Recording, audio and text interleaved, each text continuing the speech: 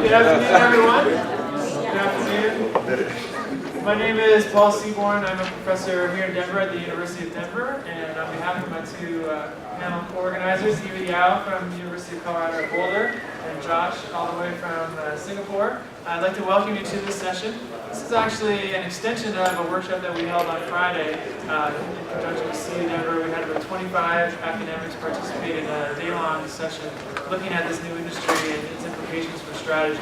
So pleased to continue the conversation. We have some new folks on our panel here, and I'm going to try to divide our time between some pre-planned questions with these folks and also input from you in the audience. So we'll start off with some quick introductions and jump right to questions. So here on our panel we have, I think, a nice mix in terms of folks representing business, government, and society. So in terms of our business representative, we have Tripp Keber, who is the CEO and co-founder of Dixie Elixirs, a very prominent marijuana edibles company here in Colorado and now across the country. We have Diane Carlson from Smart Colorado, a social nonprofit group particularly focused on the impact of cannabis on youth here in Colorado and beyond. And then finally, Andrew Freedman, who is the Director of Marijuana Coordination for the state of Colorado, the first to hold that title under our Governor Hickenlooper. And then we have an academic discussant, Violina Rindova, from the University of Texas at Austin. So really pleased to have these folks. Their full bios are in your conference program, so we'll refer you to that for more info. But I wanted to start right away. Our first question to each of our three industry panelists will be what lessons they've learned or what lessons their organizations have learned since the legalization of marijuana, both the medicinal and recreational legalization here in Colorado. So let you start.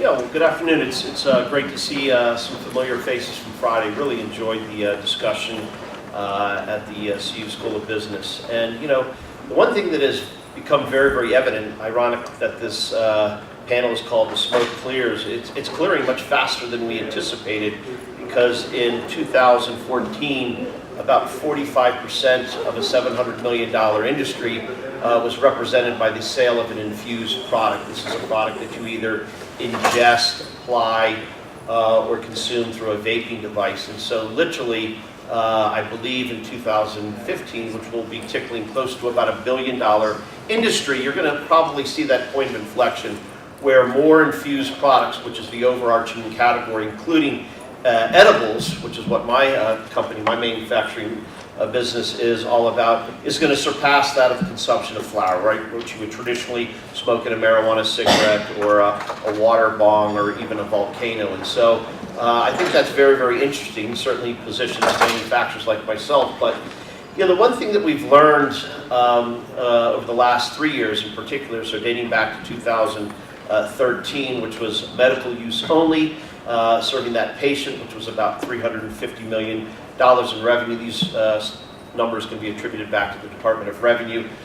2014, we did about $700 million as an industry. Again, this is just the state of Colorado. Again, about 55% adult use, 45% medical marijuana. You're going to see that point of inflection, right? You're going to see a massive change, in my opinion, because the adult use consumer has just a much larger appetite and is acquiring, in particular, infused products at a much faster pace than that of the medical marijuana patient. When we were delivering cannabis for medical purposes in 2013, there really was no limitation as to the amount, the dose that we could provide to a medical marijuana patient. Generally, those individuals that were 21 years older that had a medical marijuana registry. Probably wasn't any irony that about 70% of those consumers, if you will, used chronic pain as the the qualifying condition. So that was pretty broad and wide. But in 2014, certainly we as a manufacturer, in part leading the way, really introduced the adult use consumer to cannabis in a very formal way, really trying to drive that adult use consumer to a much lower dose. Whether it be National Cannabis Industry Association or Marijuana Industry Group or Council for Responsible Cannabis Regulation, CRCR, we were creating these consumer education programs, go low, go slow, first time 5, if you will, 5 milligrams. What we didn't want to have you as visitors experience was what we call the Maureen Dowd experience. Many of you are familiar with that New York Times editorial, which really set the industry back. And I think it wasn't as scandalous as she may have presented, but the medical marijuana patient has a much larger appetite for higher dose products, whereas the adult use consumer is starting to consume or embrace cannabis in what we would describe in a very, very responsible way,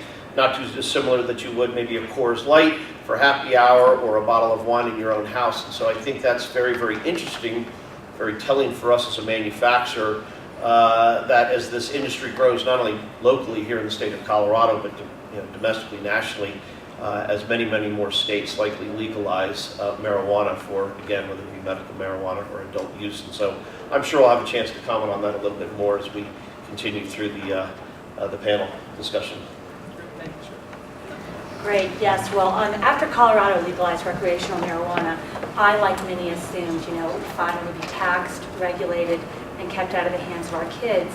And that even more importantly, that the public would start being informed. We'd be able to actually talk about marijuana and what the harms and the risks involved are. And once the policy process started, it became very evident that, wow, the stakes are high and that Colorado is completely on its own. I mean, they had no support from the federal government or any of the federal agencies that usually supervise, FDA, EPA, USDA. And it also observed how complex and challenging the issues were, and watched firsthand how really important decisions had to be made quickly, and they were being made in an information and research vacuum. And the other thing that became very apparent during the initial policy-making process was that powerful commercialized marijuana interests were really serving as the go-to source, because you know what, they were the experts, right? And that they were driving a lot of the policy process. And when, protecting the health of Colorado's youth was ranked as a last priority in the initial policy-making body, that's when Smart Colorado formed. And really our only goal was to protect Colorado youth and minimize the harms and the unintended consequences. And quite frankly, we have learned how challenging that is. And as you can notice, I don't know, on Friday, or I keep hearing from Paul that there's been so many panels, and very rarely is there the side of public health represented, because guess what? There haven't been a lot of economic incentives. And we're very behind on collecting data. We're very behind on collecting the research. And yet we have mass produced and are selling all these products, which thank you so much for highlighting, all the various products. I mean, we're infusing marijuana into foods, sodas, candies. We've got concentrates. We've got, all kinds of intake methods. And the marijuana industry is incredibly innovative. And, the policy and the regulators are, light years behind, which you can imagine. And our concern is, that we've got to be very thoughtful and very cautious during this whole thing. There's some real concerns with commercialization. I know that Denver is having stakeholder groups to discuss, all the health and environment concerns, pesticides, molds, crime. There's a list that they have been looking at, and they are looking at what commercialization in the city, because as I don't know if most of you know, but every city and county could have opted out of commercialization.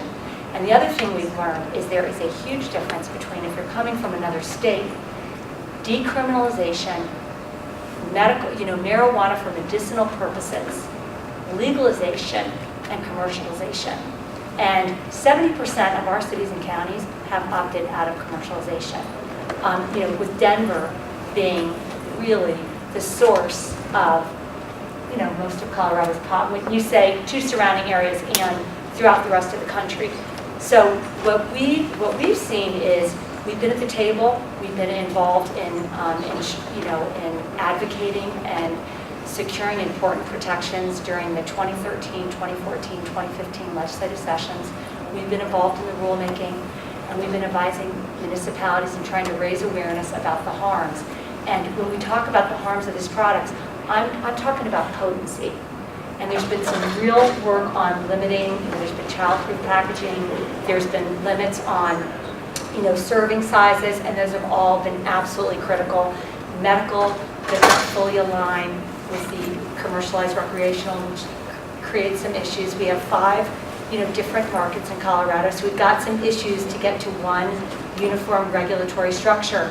But even more important is the public has not been informed on if there's any harms in these products. Our kids literally think this is the greatest, most therapeutic healing.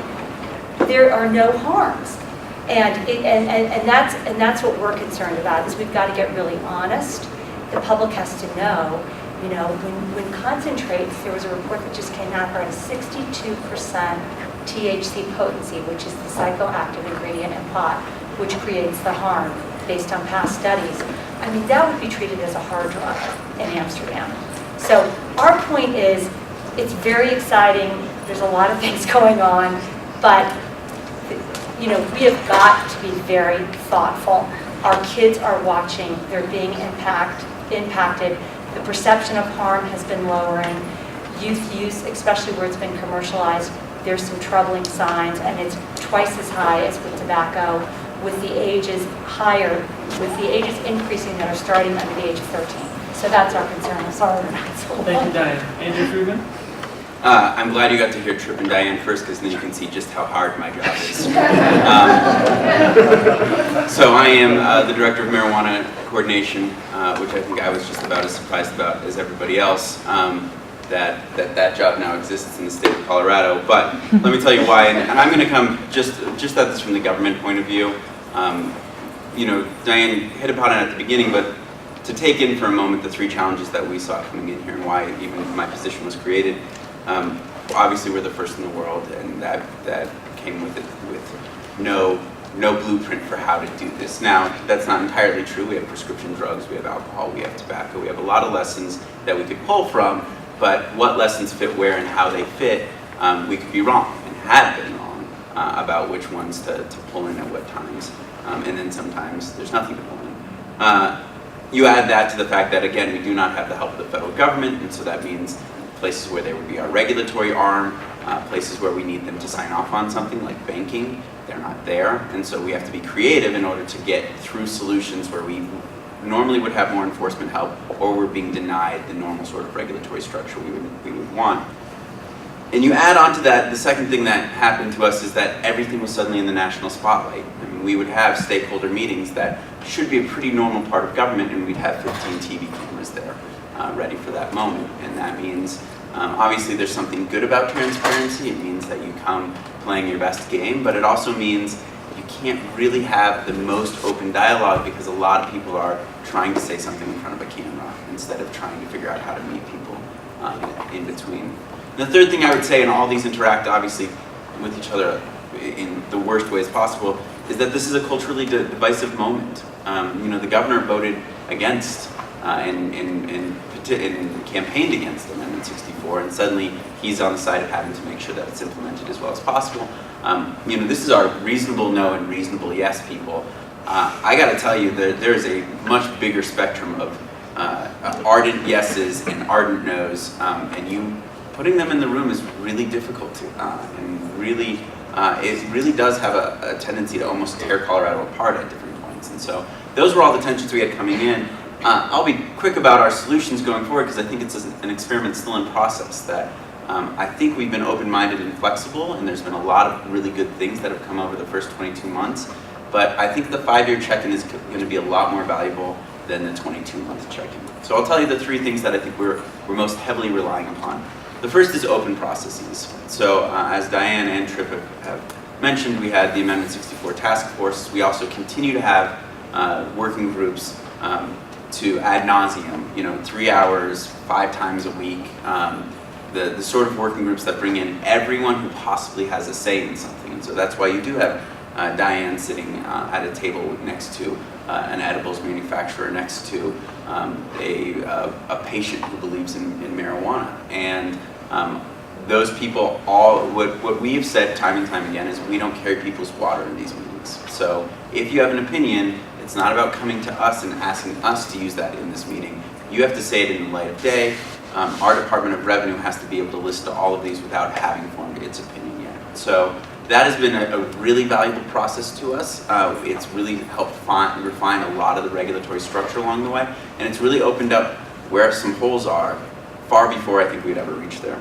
The second thing that I think has really benefited the state of Colorado is we've had debate on the top level. So once every 2 weeks we bring across, there's 10 different departments that deal with the legalization of marijuana. We're talking about from Department of Public Health and Environment, Department of Revenue, Department of Regulatory Agencies, the Agriculture. They all have to come together, and we bring them all into a room together once every 2 weeks, and we debate the biggest issues of the day. And we do that before we've come to an action plan. And I've really found that that helps us give context to when further problems come up. So often, I think, with things that have already been litigated, people come in with their mindsets already pretty made up. This is a rehashing. They know how to reach into the groups that they like. This kind of new debate that we have has really allowed us to be a little bit more flexible and to really listen to each other before we start acting.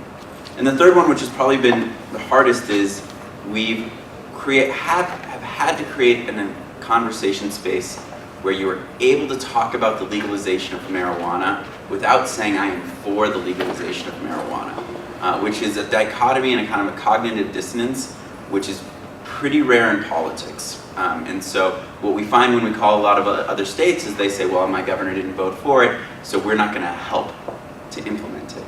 Well, there are public safety, public health, youth prevention issues that the governor has to be involved in. And so the ability to have a conversation and talk about good government, talking about doing this efficiently and effectively without having to say, and that means I'm pro or anti-marijuana, has been a conversation space we work really hard to try to create with the governor's office. And that comes with it with the ability to make mistakes. So we're going to put it out there. We're doing this first in the world, and so we want to have this conversation. We also want to be able to be wrong in front of a national audience and without the data that we need in order to do this for the first time. So those are the three big lessons I think we've learned along the way. Thank you. So I think one question many in the room may be interested in from a strategy point of view would be around industry structure and how each of you see the industry structure, what will happen in terms of structure, in terms of size, the number of firms that are remaining after a number of years, and also in terms of this distinction we have in Colorado between a recreational market and a medical market, and where you see that industry structure going. So I think I put the question to each of you. What do you think should happen in terms of industry structure? What do you think will happen in terms of the industry structure? Love to hear Tripp and Andrew answer that. I'll start, because I think about it every day. Exactly. So our biggest problem is not, in my opinion, that there's a medical and a recreational. It's probably more that there is a licensed market and an unlicensed market. When we started, all of this got passed by voter initiative. By the way, Amendment 20 was passed in 2000, Amendment 64 was passed in 2012, and they were votes of the people. So this is constitutional stuff that's written straight into our Constitution, 10 pages long, 20 pages long. So medical marijuana was originally just a caregiver system. And then we, by statute, created medical dispensaries after Obama signed the Ogden memo, and it became obvious that we had to find a way to regulate medical marijuana. But the caregiver market still exists, and that's basically you go out, you get a recommendation from your doctor, you can either grow it yourself or you can hand it over to somebody else and have them grow it for you. I'm less concerned about people who are legitimately doing that. So, you like to grow marijuana and you have 5 patients and you have 30 plants you grow and you really care about these people and you're doing it not for profit. I think that's okay. That doesn't bother me as much. The problem is there's a lot of people hiding under the caregiver context, and it's now taking up about 1/3 of our market, which is a large percentage. I think it's really hard to have a valid, regulated market if you can have a shadow, illegitimate market right next to it. And so every time we try to regulate Tripp's people come back to me and say, you're just making the price of doing this higher, and you're pushing people into finding a way to do it through the unlicensed market. That's my number one concern. If I could wave a magic wand, it would probably be to push everything into the licensed market. So, medical recreational. I think over the long term on the medical recreational side, when the federal government comes in, then we'll redefine those relationships. Obviously, to call something medical on the federal level requires a whole bunch of different things that we don't have on the state level. I think for right now, the cultural differences between people who think that they're using it for medical reasons versus people who think they're using it for recreational reasons is too difficult to meld into each other. And we don't see the same problems. If they're both inside the licensed market, you know, we get a little less tax revenue, but honestly, we're not in this for the tax revenue. And so it's just not my cross to bear. And I think you'll continue to see that dichotomous system until the federal government finally says, if you want to call it medical, then you have to go through FDA trials, and then you have to go through your pharmacy and all the stuff the federal government will do with that. It's interesting. I think, you know, I got into the business in 2009, sort of unofficially, behind the scenes, and ultimately in 2010, I really established my company, which is today known as Dixie Brands. In August of 2010, I think conservatively, we had about 1,800 facilities here in the state of Colorado. In the city and county of Denver, there was twice as many medical marijuana dispensaries. There were Starbucks and liquor stores. I think that was reported by the New York Times. I mean, it was insane. Anybody with, you know, the ability to execute a rent and potentially access to the caregiver collective market could open a facility. August 2010, the Marijuana Enforcement Division was created, and we were not really sure what that was going to mean for the industry. But, you know, people like myself who had a couple $100,000 invested in the market had to really make a conscious decision. Okay, we're not going to be hiding behind the curtains. I mean, the application that I submitted, I believe, was in excess of 6,000 pages. I mean, you're talking about scrutiny from multiple three-letter agencies, certainly here in Colorado, the CBI, Colorado Bureau of Investigation, the DEA, the IRS, and probably the FBI. And so it's almost unnatural how much information you would be able to provide. And so that was a real point of inflection for many people. August of 2014, which was last year, with the you know, about half the year into adult use, you probably saw less than just over 500 facilities. So we saw, you know, literally a 65% attrition rate in the state of Colorado.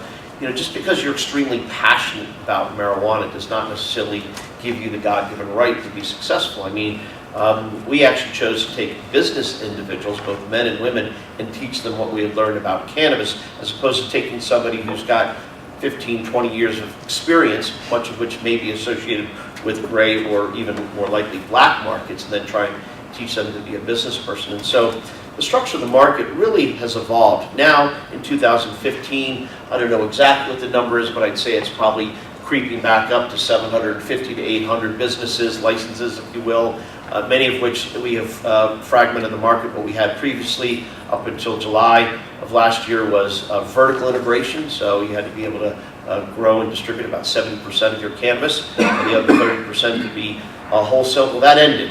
You know, it sort of opened the books, if you will. The market was closed, if you will, and there was kind of that protectionism, certainly requested by the industry, but also probably beneficial to the regulators because they could really laser in on who these actors, who these players were. And as you can imagine, I said, about 65% of that market traded because bad actors were clearly in the place, in the market. We had to get them out. One of the things that I think, as it relates to structure, and you know, I won't even discuss the federal relationship, but I talked about this very in detail, is the, you know, I operate at pleasure. I mean, at the end of the day, I operate at the pleasure of Andrew's office, along with 8 or 9 other regulatory agencies. But the one thing that I've been incredibly impressed about is that the state of Colorado's agencies have always had this, you know, seek first to understand and then be understood. And for I, as a business person, you know, uncertainty costs me anything than a bad decision. Again, I think you'll see that all the way up to the governor. The governor was against marijuana, certainly campaigned against 64, but I'm incredibly proud, as I alluded to on Friday, most recently in Aspen at the Ideas Festival. I think he said, you know, the experiment is working, or at least it was as difficult to embrace, well, it wasn't as challenging. I think it was challenging. It wasn't as detrimental to the citizens of the state. I think you said that about as clearly as he did. Right.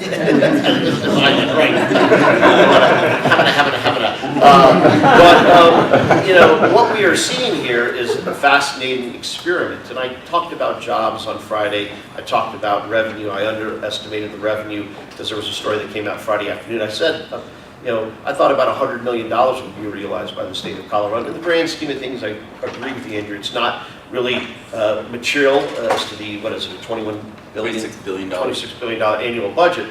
But it's $125 million that the state of Colorado is going to realize from a product, from a plant that has existed in the state of Colorado for 75, 80 years, and clearly was fueling narco-terrorists or organized crime, or God forbid, local gangs, certainly being potentially distributed to playgrounds of children, you know, or at least individuals that were not 21 years or older, and none of that was accretive and beneficial to society. So now you have these agencies that have been created, again, Andrew being the first of his kind, truly a unicorn, if you will, and now you have the Costa Rican delegation, which was competing for the same facility when you guys were out there on Friday afternoon. All eyes of the world, literally the world, are on the state of Colorado. It makes it incredibly challenging as a business owner, as a person, I wouldn't describe you as an activist, but somebody who is clearly trying to create, you know, a level of education for consumers and more importantly for parents of children. And then lastly, regulators, because it's intense, that scrutiny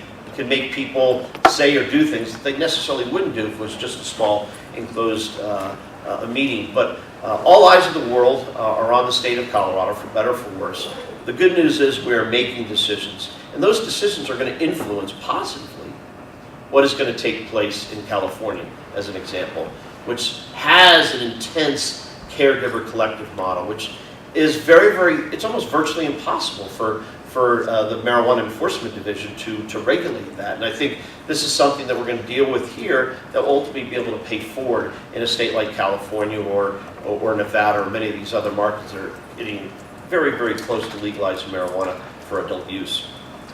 So can I just add something? So I totally agree with you. These products are getting incredibly sophisticated, but yet we still have no way of knowing, you know, how much marijuana is comparable to a beer, how much is comparable to alcohol, what is, you know, I know 1 ounce of concentrate is 2,800 servings. That's enough to get an entire high school high. You know, when people go in, and I'll be honest, my son had intractable epilepsy, and I've gone into the stores and I've asked the products of the families that are coming here, and it is a range of products. You don't have a pharmacist behind the counter, you don't have a doctor assisting you, and these products can reach up to really high THC potencies. And you know, no one knows what that means. It hasn't been researched, and yet marijuana at much lower THC levels has been found that it can permanently damage the developing brain, that 1 out of 11 adults and 1 out of 6 kids become addicted. That's at 2 to 8% THC, and when I say that, it means concentrated THC amounts. And the research on that could take years. So I would love to hear what the industry, because as we've seen, there hasn't been the money to have this big education or to educate on potencies and how they relate to harm. There really has been nothing. I mean, there's go slow because you're eating an edible, and we've had some very serious accidents, and accidental ingestions have gone up. Marijuana-related hospitalizations have gone up 38% in 2014. We have 90% of our school resource officers that were surveyed said that they have seen, you know, an increase in marijuana-related incidences. So while we don't have all the research and the information, we know that these are issues.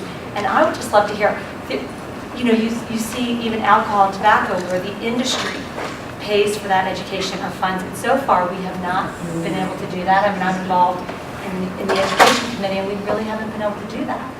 Well, I mean, I think your statement in general I agree with. I mean, I can tell you as a business owner, we invest significantly in all of the campaigns that we mentioned. I mean, we even invested alongside CDOT, Colorado Department of Transportation, to make sure drug recognition experts were trained. I mean, trying to conduct a roadside sobriety check is dramatically different for that of use of cannabis as opposed to use of alcohol. And so we really, as an industry, got behind. We invested in counseling, we invested in the materials in all these facilities. Listen, at the end of the day, we as an industry are hobbled by the fact that this is not a product that is legally regulated at the federal level. You have countries like Israel that are 10 to 12 years ahead of us. There's no irony that most of those medical professionals or even clinical researchers are coming to the state of Colorado to align themselves with brands because they want to make sure that a product, and you know, at the end of the day, I'm a father of a 15-year-old. There is nobody that I would protect more fiercely, certainly from cannabis and all other aspects, including alcohol, tobacco, and God, certainly opiates. But you know, like our governor, I believe that these products, at bare minimum, should not be embraced, consumed until the age of 21, whether it be for medical or adult use. I think there's arguments to say that you should probably wait until the brain is, you know, completely formed, which is probably between 23 and 25-year-olds. I don't think that's going to happen. I don't think they're going to treat marijuana differently than they will alcohol. At the end of the day, Amendment 64 was passed on regulating marijuana like alcohol because it's a three-tier system, just like we have in the alcohol distribution. And it's a model that we have 80-plus years of success in implementing, regulating, and ultimately taxing. And so you're absolutely right. I mean, there's certainly more things that we can do. But at the end of the day, cannabis has been, it's a $50 billion industry in the United States, 50 billion. The adult use and the medical marijuana community combined arguably is probably no more than $3.5 to $4 billion. And so we're just scratching the surface. But the state of Colorado ultimately took $9 million, only million, but $9 million, and allocated it towards various groups, medical professionals, including $2 million to the clinical research for post-traumatic stress disorder. And so the state of Colorado, which I'm incredibly proud for the reasoning behind that, is that that research will ultimately be conducted. There's no irony that the DEA and NIDA are the roadblock for it. And so you have great intentions for me as a business owner, great intentions for clinical researchers, but ultimately that is completely trashed by the fact that the drug and DEA, which ultimately you have to get the permits from, and then NIDA, where you actually get the cannabis from, the supply, the University of Kentucky, I can't remember. Mississippi, excuse me. They just don't have it. I mean, we as an industry would give that away, and we would cultivate it and process it to the specifications, either the federal government or the local researchers, but we just don't have that ability to do so. Great, so I think what we'll do at this time, we'll let Violina react to some of the comments on industry structure and anything else you've heard, and then look to some questions from the audience. So we'll just hold those for a few more minutes. Well, I'm just going to start with a quick disclaimer that I don't do research on the industry, and what's so interesting, or participate in other ways, and what's so interesting about this industry from my point of view is that I do research on the social construction of reality, and this setting is the social construction is dream. There is not one thing that is settled about this setting, and the opportunities from a research point of view are just infinitely fascinating. You probably noticed that the conversation shifted from industry structure to the characteristics of market demand, right? So the question about market development and industry institutional framework development, I think precede the question of competitive positioning and industry structure, which is how we usually think about industry evolution. And so I have two comments related to this. I think it will be very important in this industry as it becomes more competitive participation to not adopt the standard competitive value capture mindset, kind of the jockeying for industry positions, but to really think about the creation of the pie, the value creation, and the drivers of value creation. It is a standard problem in industry emergence that industry emergence is a collective action problem, so you first have to create the pie before you can divide it competitively. I think in this industry, that very problem is an order of magnitude more complex, and we require an order of magnitude more complex collaborative strategies across diverse parties. So there is some research that shows that alliancing strategies and more generally creative collaborative structures can be a very effective mechanisms for building industry structure proactively. So my thoughts on the industry is kind of instead of getting in the standard competitive model, let's grow, scale, lower price, and kill them, which I did a little bit of that on Friday. That's alive and kicking. And I'm taking it up. It's a great opportunity. The economics are extremely attractive. I think a more compelling approach to the diverse audiences and stakeholders will be, let's create an industry structure in which there is sufficient cooperation so that we have the value drivers in our hands, which are not price, but product innovation, information, I mean, a lot of the good things that have been happening to maintain the value creation potential of the industry.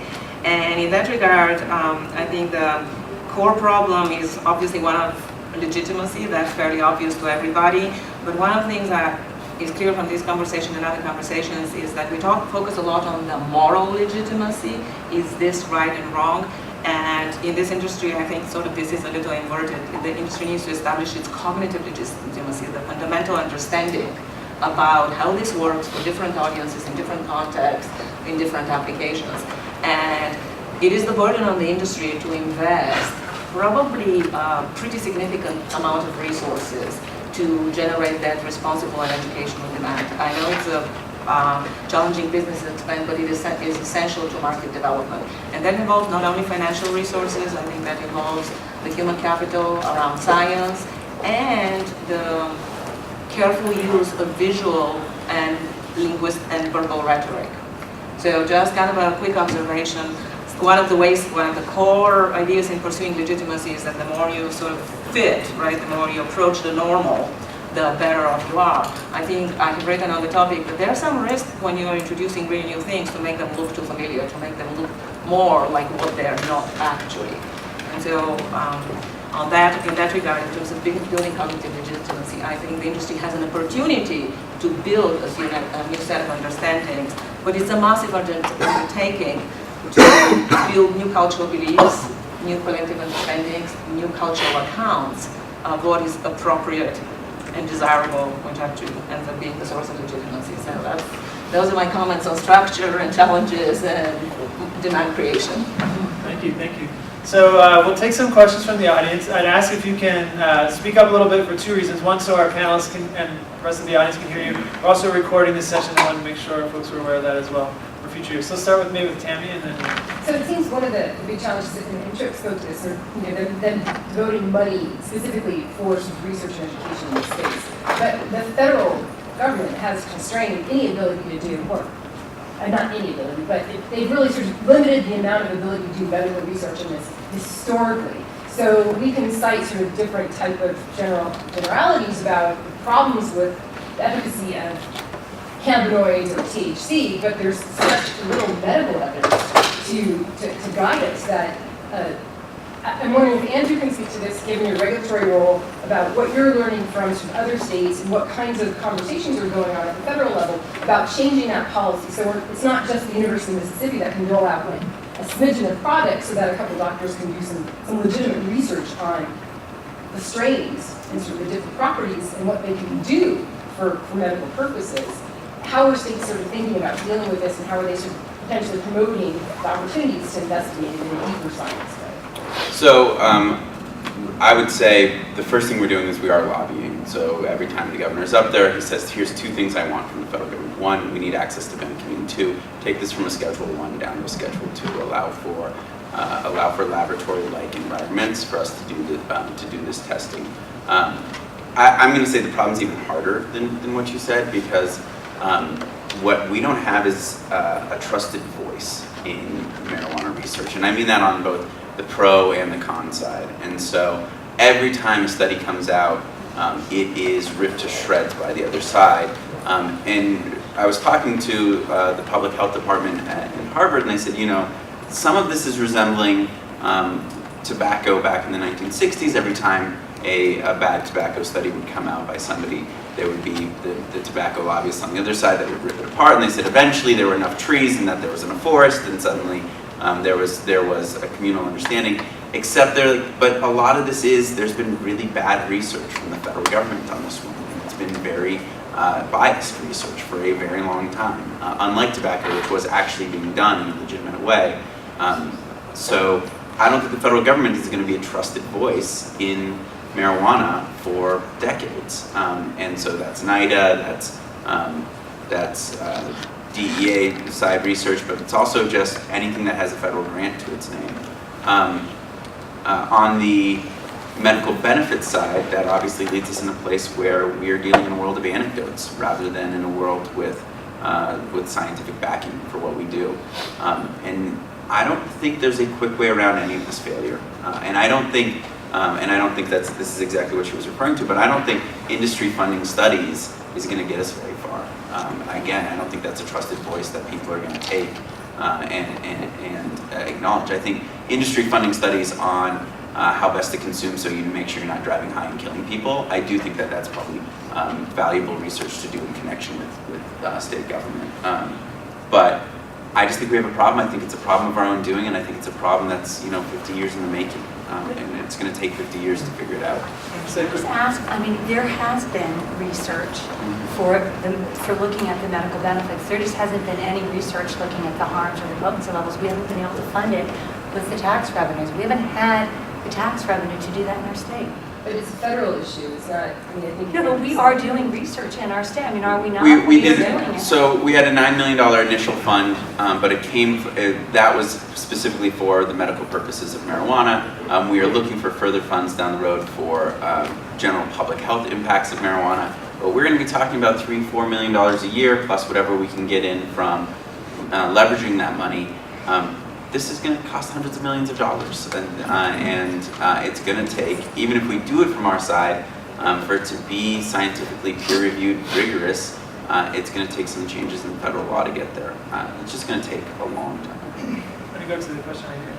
I would say kind of two things, but one of the things I think is really interesting about this industry emergence is that the arguments both for it and against it are so multidimensional, because you've got the cultural piece. There's a real cultural piece to marijuana, right? There's the connection it always historically had with illicit drugs, which gives it a particular reputation among a big group of people. And then it's got the medical side, right? And then there's the impairment.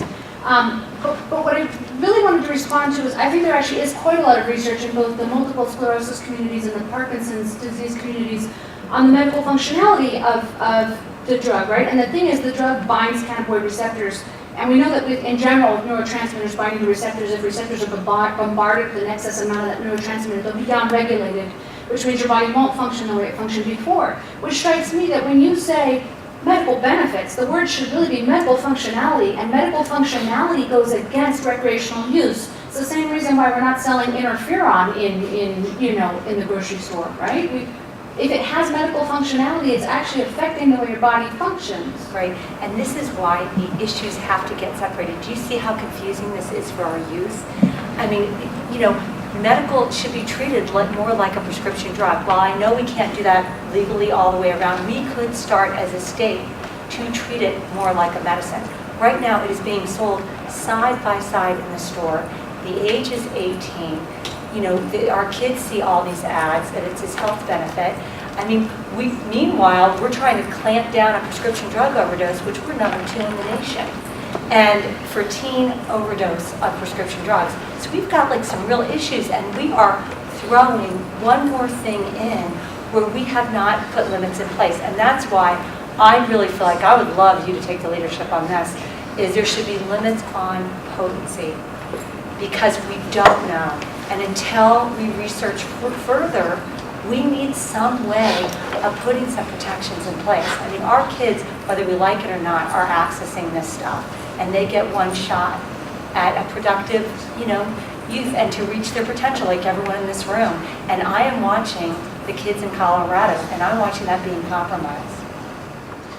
Take some more questions? Yes. Yeah. So thank you for this fascinating panel, and so awesome to see all the different representations. I wanted to just build on the comments you've been making about DEA and NIDA and the kind of data that have been made available or not made available because of the history of the research, as all the other comments made. If you could imagine a different scenario with what's happening either in Europe or in Israel, how has the history of the United States shaped the kind of industry and cultural concerns and regulatory concerns that you're faced with? How has history led us to this point? I think we have history to thank for the idea. I mean, almost everything that is unnuanced, unelegant. Yeah, almost everything that is not elegant in our system right now is that way because we didn't have proper research coming into it. And so I feel like the reason you see 23 states with medical marijuana, all with slightly different systems, is because you had a populist backlash against what obviously was providing some amount of relief to people and was being told by the federal government, we have declared that there's absolutely no benefit from this drug. And I think from that, we now have a caregiver system in Colorado that we wouldn't have. We now have a dual medical recreational system that we don't have. We now don't know nearly enough as what we would like to know about THC in driving. We don't know nearly enough as we would like to know about THC intake and breastfeeding. I mean, that list goes on and on. And we regulate, in the dark more than we would ever like to. So there's a lot of things that could be benefit from it, but the biggest thing is I don't think we would have structures the way we have structures. It's become so perverse because people are doing backflips with state constitutions in order to make it work within the federal government. There's one more question here, and then maybe we'll look to the other side of the room. You have heard on the radio program that you don't have access to the banking system. Is that true or is that wrong? So if it's true, how do you operate a company without having access to the banking system? We talked a little bit about it on Friday. I mean, whether it's $700 million last year or $1 billion, I think it's forecast about 85% of the transactions are conducted in cash. Obviously, most banking institutions are regulated by FDIC or have FDIC, and that generally is a non-starter. And we've had couple attempts, again, incredibly proud of our governor and Andrew's office to try and afford us some cover. Banking is incredibly complicated. I mean, number one, if you're a manufacturer of my size, you're dealing with literally copious amounts of cash, which it can be incredibly exciting for about 12 hours, and the rest becomes a real drag. Pumping this currency into the banking system, literally through ATMs, is a logistical nightmare. I believe, because I've talked with many members of Congress, specifically leaders, that they are acutely aware, in addition to the partnerships here at the state level, both here in Colorado and Washington State, now more recently Oregon, and likely Nevada and California. Our governors truly understand that this is not tenable. I have banking, and I'm blessed to have it. I've never paid an employee in the form of cash. We have lots of young men and young women who are leaving industry on a day-to-day basis with literally thousands of dollars in their pockets, and they're trying to determine what to do. So at the end of the day, this is the single greatest opportunity, right, to accelerate the industry and maybe accelerate additional clinical research, both medical and long-term general benefits or detriments to public health. But it's not tenable. I mean, in the state of Colorado, at the treasurer's office, they literally had to cut the plexiglass because traditionally you would hand your envelope through. We're handing duffel bags.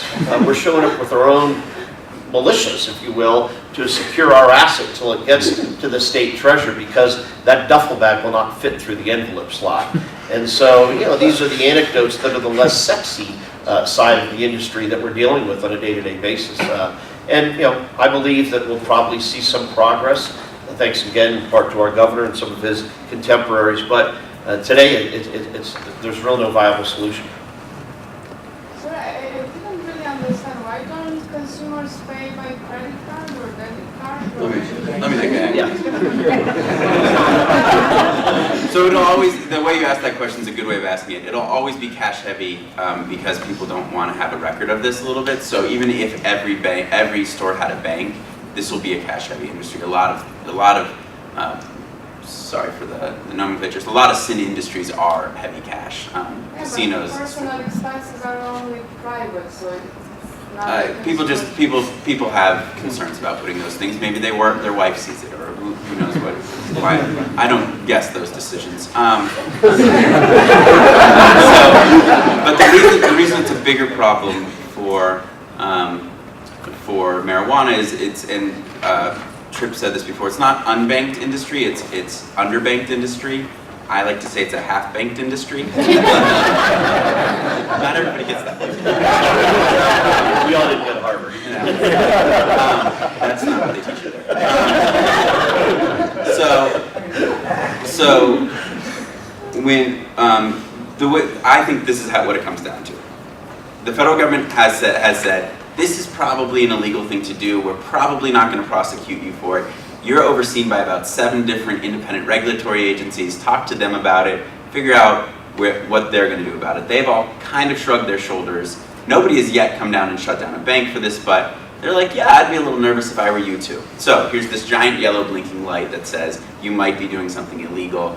We don't really know, and by the way, if a different president comes in, you might have to change overnight. So that's the risk analysis every bank board goes through. On the other side, this is not a lot of money for them. It's a $1 billion industry they deal with, and the top tier banks deal with hundreds of billions of dollars, trillions of dollars all the time. There's no way they would want to put that at risk for low amounts of money. It's also not a heavy loan industry, so they're really talking about merchant funding. So there's not a whole bunch of profit in it for them. So they're risking it. And the third part of it is the federal government has put out guidance that says, if you're going to do this, here's some really laborious things you have to do. A suspicious activity report every time you do a transaction with these industries. And so what these community banks, and it's mainly community banks that are doing it, are saying, wait, you're telling us that it might be illegal, the benefit's not that great, and there's a whole bunch of hoops I have to jump through in order to do it. Thanks, but no thanks. And so I think that's where we find ourselves in this situation. So if a bank would be willing to work with coffee shops, then all the coffee shops would work with one bank, right? Well, the state of Colorado deals with the bank, and that $126 million is going somewhere. And you know, it's difficult, it's challenging. But I mean, you know, I mentioned it on Friday. I mean, I believe the state of Washington is banking with Bank of America, a former bank of mine, and I believe, unless Andrew corrects me, the state of Colorado is dealing with Wells Fargo. And so those monies, which are clearly derived from the sale of a product that is illegal, CSA Schedule 1, are being paid into the state coffers, accounts that reside in Wells Fargo and others. So, you know, we just scratch our heads and continue to press on because we do believe, you know, with delusional confidence that it's going to be resolved because the industry is doubling literally year over year, it seems. So just picture the harms of what you're saying. And there's 1,000 commercialized marijuana facilities in Denver alone. And I mean, just put that into perspective. In Seattle, I think they've capped the number. You should, tell me if I'm wrong, but at 21. We have currently 1,000 commercialized marijuana facilities in our little city of Denver alone. And you add just that banking risk right out there, and you add this product risk and this potency risk. And I mean, just think about that for a little bit, and think about living here, and think about trying to run your businesses, raise your family, think about the image, the brand, how it's impacting surrounding areas, how it's impacting the state. I mean, just envision that. I think tourism was up. Yeah, we are serving the needs of tourists is what we are doing, absolutely. Applications as well at Sea Boulder Road as well, about 40%. We have a question from the side. Maybe time for one more question, so here we go. Thank you very much. I found it really exciting, actually, listening to all of this, so thank you. From what I hear, leaving the medical issues aside, there's a common ground, and that common ground is that I'm guessing all sides want this licensed versus non-licensed market not to be there. I think, from a commercial point of view, you don't want it to be there. From a government point of view, you don't want it to be there. From a stakeholder in terms of thinking about the local community, you don't want it to be there. So, naively, and this is not my field of expertise at all, I'm thinking that this is a place where actually we should be concentrating your efforts. And I think part of this can come from regulation and innovation in terms of finance instead of research for the medical staff. And also innovation from the market point of view, from the business point of view, in terms of, for example, low-cost businesses. So trying to see what we can do to solve this, not you personally. In person. Companies in the market. But also what the other parties can do in terms of enabling the finances or taxation or whichever way you see this to actually solve this problem. Because I'm thinking this is something that although the medical research will take years, as you said, to come back, this is something that actually we can do in a more kind of short and medium term basis. So this is my white whale, and Or what's one that you don't die at the end? This is my background. Jaws, Ray Schneider. It depends on who you are in Jaws. So there's a group you're not talking about in this, and that's the people who are ardent believers that the medical marijuana is an herb from God. And it's a smaller part, but it's about 15% of Colorado that really believes in marijuana in a much deeper personal sense and views industry as pretty evil. And so on the state level, that means every time we try to get something done, these people all have enough free time to come into the Capitol and yell at us for a long period of time, and they've done it now quite often. And from a media perspective, they bring in about 10 kids in wheelchairs who go to a very specific caregiver who, for some reason, because we don't have the research, this is the only person in the world who now grows this one strain, and it's the only thing that helps this person. And from an economic perspective, the little amount of licensing and regulation we're allowed to put on them means that they can often deliver it at a lower cost than what we make our licensees go through. So all of that is overcomable because I think that there was an implicit promise with Amendment 64 that we would shut down the gray and black markets. And I think the thing that's most preventing us from doing this is the unlicensed side. So I think that if we got enough money for a campaign, because again, it'll require constitutional reform to get all the way there. That if you put the right coalition together of the people you were just mentioning, and got enough money to explain this to people, because this is about the most complicated thing they'll have voted on in a long time, and it sounds like you're voting against marijuana, which is not popular in Colorado. I think you could get it to change. It's much harder than you think it would be. Great. Any questions? This is a first impression and observation, but it seems like there's a lot of civility going on between business, government, and society. That we're not seeing that at the federal level. Is it a fair statement to say that there's people listen to each other and don't shout at each other in general, that minority? In other words, are the different groups talking and listening to each other in Colorado? Can I say that? You should answer that. No, I think so, but I will just be honest. I feel like a lot of people have been missing at the table. I feel like there hasn't been a lot of people that have been comfortable coming and talking because it's been so politicized, which has been a huge problem. The lack of leadership and direction from the medical community, from all these places. And, you talk to our schools, they're all worried that they're like, I don't have time, they're struggling with their budgets. I mean, everybody is struggling, so it's not on their radar. This is a brand new issue that is not in anyone's silo. I mean, mine included. We are all volunteers. We have no financial interest. People think we're crazy that we're even focused on this issue. And so really, the people that have the incentive are more at the table. Let's just be honest. And we've been elevated because, quite frankly, we've been one of the very few. And there needs to be a lot more people. And I think that's where you all come in as researchers and educators. People have to start looking at this.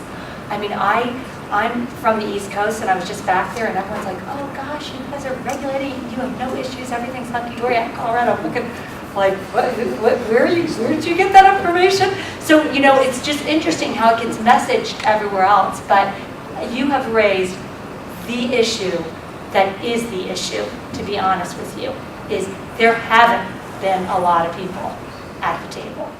Yeah, I think you have as much threat from that 15% that Andrew references, that person that truly believes that this is an herb from God, as opposed to an organized crime member or a cartel that we ostensibly are going to take $1 billion out of their pockets this year, right? Because marijuana existed 6 years ago and it was a thriving market. Now it's being taxed, regulated, and more importantly tracked.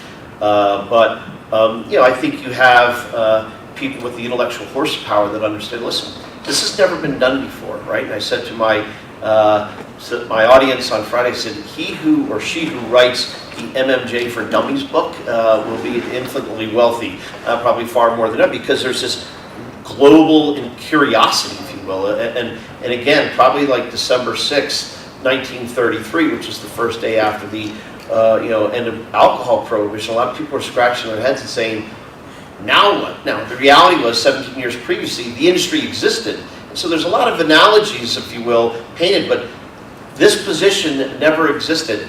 Not many people are standing up on stage or talking to Steve Croft and saying, I've sold more marijuana, I've sold enough marijuana to achieve, 6 kingpin status in a federal penitentiary.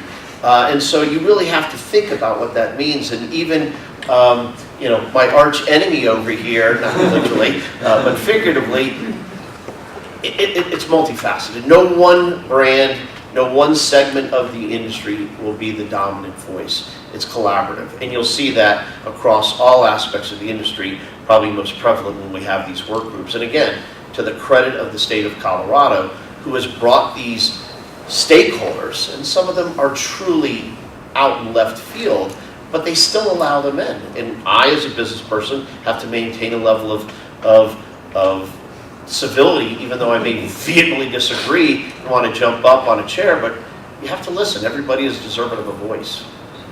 So I think on that note, we'll wrap up the discussion from our panelists. Hopefully you heard something that maybe gave you some fodder for future research projects, for personal reflection, or some other sort of inspiration. And I think we owe a great thank you to our panelists who gave up their time.